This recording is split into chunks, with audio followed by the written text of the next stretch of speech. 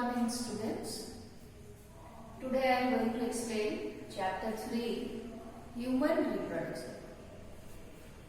Human beings, all of you know that they are unisexual. You can find out there is difference between male and the female. In the morphological character, you can find out there are so many differences are there. And how the morphological character they are developing. Now these characters they are called secondary sexual character, which are developing after the male and the female they grow into adults. So this is called sexual dimorphism. Sexual dimorphism means di means two and the morphism means morphological character. So on the basis of morphological character we can differentiate male and the female in human beings. Then in the human reproduction, all of you know, it is a sexual method. There is involvement of the male and the female. So the major events we can divide as follows. Number 1 is the gametogenesis. Number 2 is the insemination. Number 3 is fertilization. Number 4 is cleavage. Number 5 is the implantation.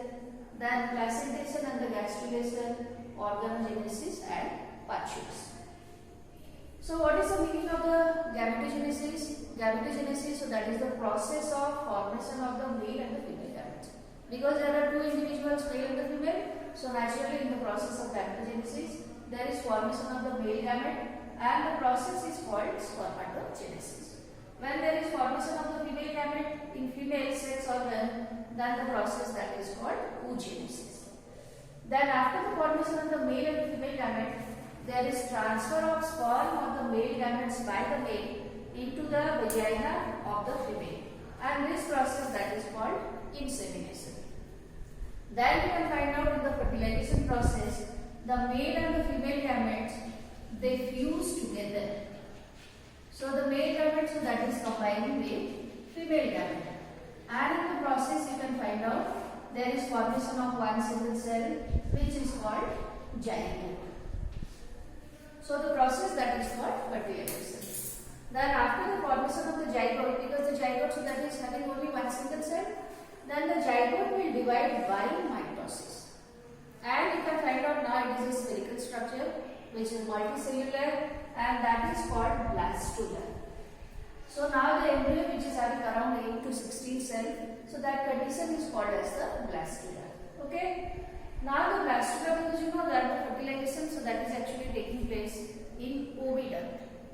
Then the blastula, so that is moving from oviduct into the uterus of the female, because fertilization is taking place inside the female body.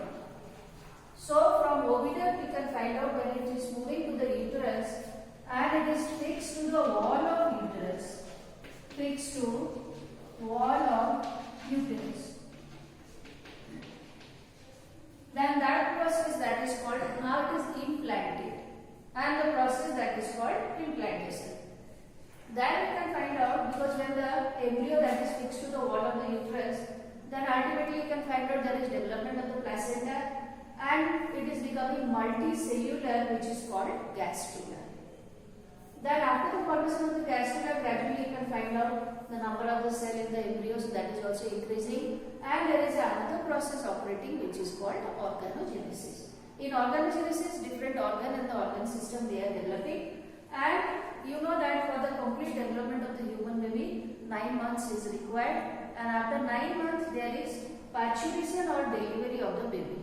So the delivery of the baby, the process, so that is called parturition. So in the human beings you can find out this is the complete development, how from the single cell with the zygote the baby is developing. These are all the different process of sexual events. So first I will explain about male reproductive system. Male reproductive system you can find out there is primary sex organ, and the primary sex organ is called testes. Besides primary sex organ you can find out there are many accessory parts are also there. Now these can be either ducts or gland or external genitals. Now what is the function of testes? Because the testes, so that is the primary sex organ, and the function is to produce either sperm or egg gamete. And besides producing sperm, also it produces the male sex hormones.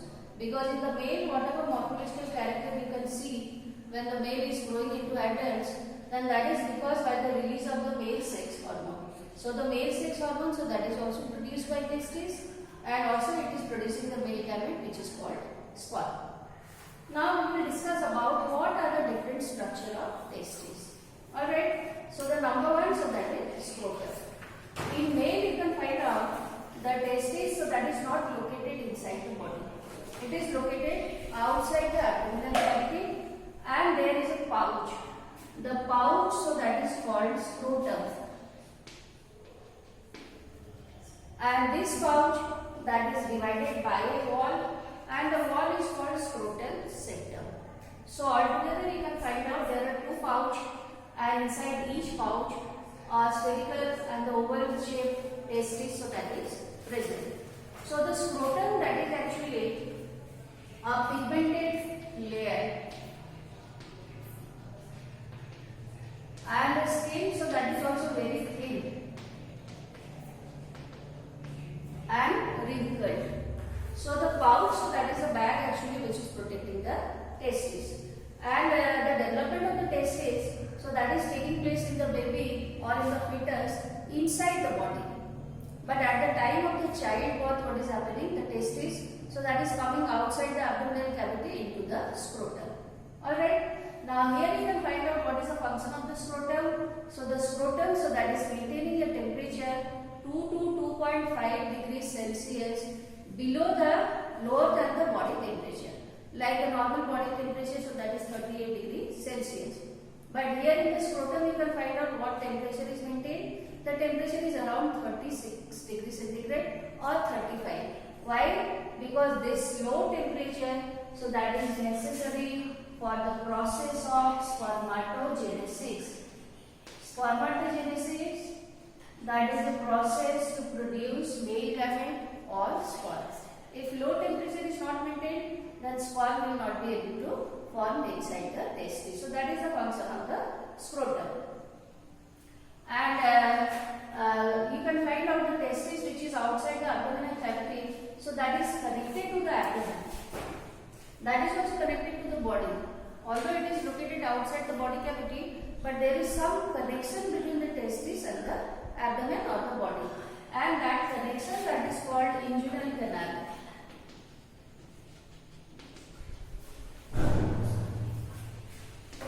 So you can find out with the help of the opening, there is a connection is there between the body and the testes, and that opening, that is called inguinal canal.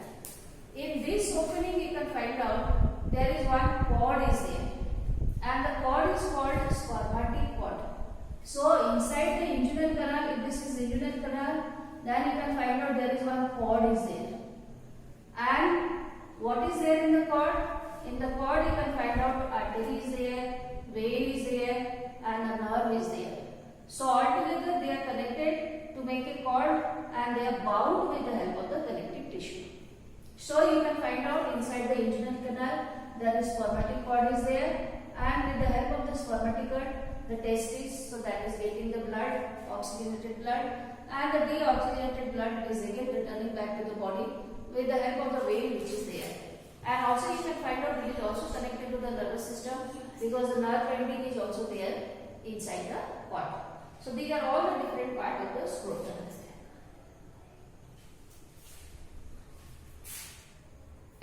From the outside the testes, what are the morphological character and how it looks. Now we will discuss about the anatomical features. What are there inside the testes? Alright.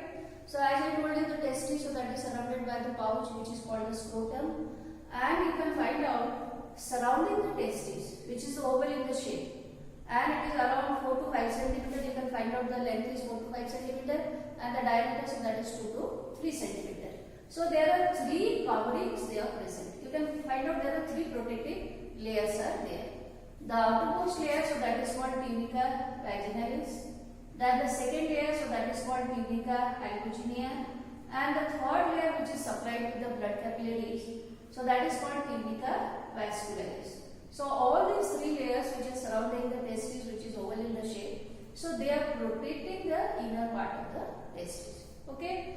Now inside the testes you can find out, now there are, it is divided around 200 to 300 chambers.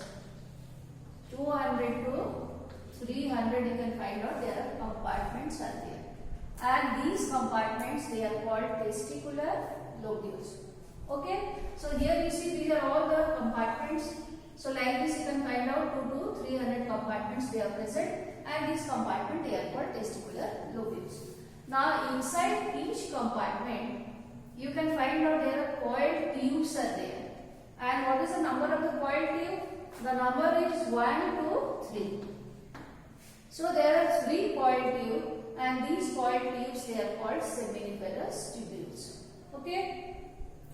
Then there is space in between the lobules. So in this space what is there? You can find out there are some of the cells are there. And these cells they are called interstitial cell. The space which is there, so that is called interstitial space. And you can find out there are some specialized cells they are also present in the space. So that is called interstitial cell or Leydig cell. So what is the function of the Leydig cell? Leydig cell it can produce male sex hormone, either testosterone or specifically you can find out the hormone, so that is called androgen. So in the male whatever secondary sexual character they are developing, so that is by the release of the male sex hormone which is called androgen. And the androgen, so that is released by the cell which are called Leydig cell. And the Leydig cell you can find out they are present in between the space which is there in between the lobules. Now what is retitestis? So from each chamber, now these are all coiled tube. Then from each coiled tube you can find out small tubes they are developing. And the tubes as they are leaving the chambers, now here you see they are straight. Here the tubes they are all coiled, but as they are coming out of the chamber you can find out there are straight tubes are there. And it is making a net-like structure. So that net-like structure, so that is called retitestis. So this is the retitestis. Okay. Then after making the retitestis, again you can find out small tubes they are developing. Now these are all the long tubes and they are emerging outside the retitestis. So these are called vas efferentia. Alright, so anatomically you can find out the testis, so that is surrounded by the protective covering. Then it is divided into 200 to 300 compartments. Each compartment is called testicular lobules. Inside each compartment you can find out 3 coiled tubes are there which are called seminiferous tubules. Then from the seminiferous tubules, each seminiferous tubule, small tubes which are developing, they are making a net-like structure which is called retitestis. Then again from the retitestis you can find out the long tubes, they are reversing, they are straight and they are called vas efferentia. So these are all the anatomical part of testis. What are there in seminiferous tubule? So I told you inside each chamber there are 3 coiled tubes are there and each tube is called seminiferous tubule. Alright. Now if this is a coiled tube, seminiferous tubule, then in the inner lining you can find out there are 2 kinds of cells are there. Okay. Now the one cell is called male germ cell. This is male germ cell. And in between the male germ cell you can find out there is another type of the cell is there which is called Sertoli cell. This is very important. Sertoli cell. Alright. So what is the function of the male germ cell? Male germ cell can produce male gamete or sperm by the process which is called spermatogenesis. And the Sertoli cell which is there in between the male germ cell, it can produce nourishment to sperm.